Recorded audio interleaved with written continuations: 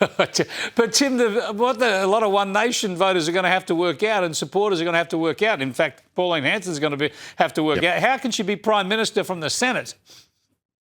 Yeah, that's a bit of an ask, but yeah, it's all up for grabs, mate. We don't have to worry about, let's put the facts aside. Let's put constitutional issues. Let's put it on one side.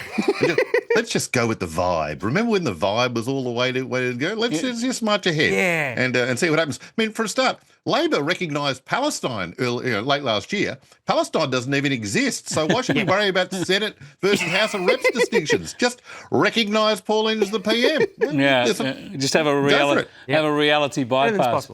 All right, let's get on to another topic. And I noticed the latest data out of Melbourne showing that it's still full of empty office space. The Melbourne CBD is a ghost zone, they say.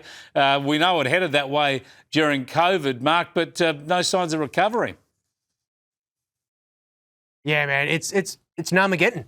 It's 100% Narmageddon. I was 100% right again. It's a Labor apocalypse in there. It's really bad. I very rarely go and see the CBD. I saw it last week.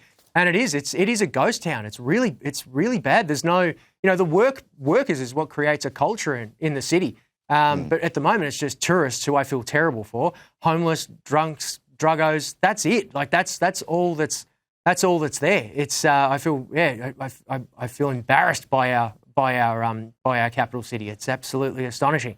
But hey, I love going into my office. I don't know why people want to work from home. I love going in my office. You can go into your office. It's got swastikas painted on it. It's really fun to go inside your office. That's a really great place to be. Exactly.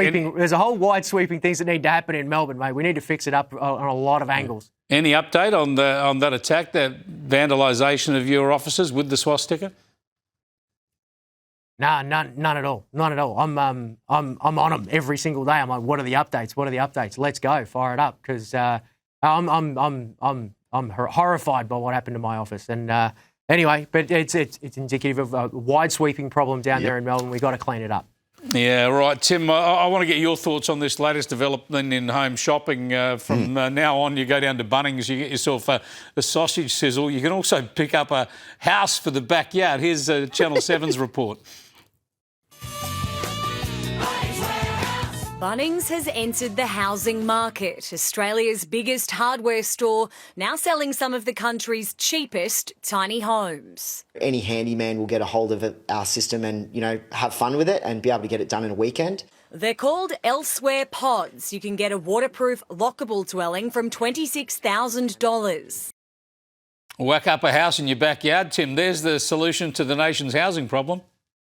It's interesting, isn't it, Chris, that you throw to me on this story. Let's find someone who can relate to living in a $26,000 pod, which I actually appear to be in as we speak. I love this development because the building sector is so massively overregulated, it's so overburdened, and therefore so expensive that if there are ways around it, we're talking about 26 grand. It's going to be more than that because regulatory nonsense in Australia is just always going to drive prices up. But if there's a way around it, and if we can Bunningsify housing, good. And it might also, just through competition, drive the rest of the housing sector prices into a more realistic area. Yeah, fascinating stuff. We will see. I might whack a couple of stories on my place. You stack them on top of each other. Yeah. You'll soon. I'll soon be like Harry Triggerboff. Anyway, thanks for joining us, guys.